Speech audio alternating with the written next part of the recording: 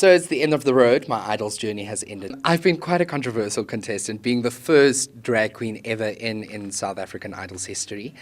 A lot of the public didn't really understand this whole concept, and I did get a lot of backlash from people saying, that I took a female spot. Obviously, Shenay is a character, and obviously she's seen as a female character. I think it was difficult for the Idols people to decide where I have to go in the spectrum.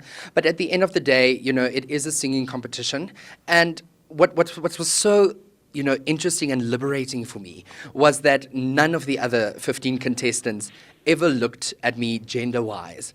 They only looked at me as Shenay. So there was never a thing about, oh, you have to be with the boys or you have to be with the girls. It happened coincidentally that I dressed as a female and good enough to be in the competition, and that's why I made part of the top 8 girls. The most valuable experience that I'm taking away with me from this experience is be who you are. If you go on stage, even though I'm playing a character, I was always true to myself. I never pretended to be someone that I wasn't. And I feel if you give South Africa that, you'll get love and support back. They want to see the real you. They don't want to see you trying to pretend to be someone else. They want to see who is the person underneath the wig, who's the person when you go home at night. You owe that to them because they brought you to this point. I know it isn't always easy.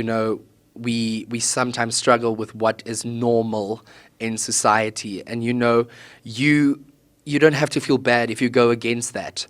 I'm definitely sure if there's a next season of Idols, there's going to be a lot of drag queens. A lot. When I heard that I was going home, it's a bittersweet moment. You want to be in the top 10 so badly, because it's just another chance that you get to perform for South Africa, and, to be given the chance to be on the opera stage, which is a much bigger stage than what we were on. Everybody wants that. I come off as a very emotionally hard person. I didn't shed a tear, for me, because it's not a sad occasion. For me, it's a happy occasion because, I've reached more and I've achieved more than a lot of people have the chance to. And, for that, I'm just extremely grateful and blessed.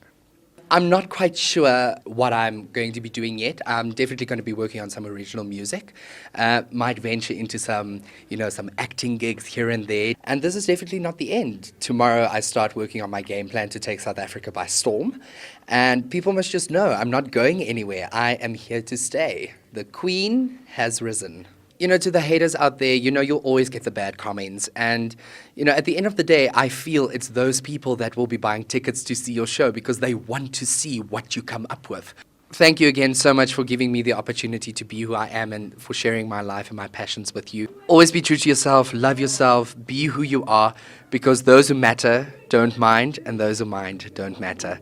So, from the Queen herself, glitter kisses, #glitter kisses. And you will definitely be seeing a lot more of me.